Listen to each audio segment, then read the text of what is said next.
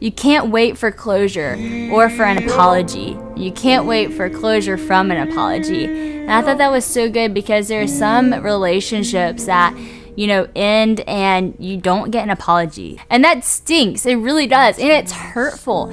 But just because they don't say sorry doesn't mean that you can't give yourself the freedom to move on. There are going to be some moments in life that you're not going to have closure from, and it's going to stink. And there are going to be times where you're just going to want to cycle through your mind and recap what happened and recap every word that was said until there's closure. But you can't wait for closure to be your healing.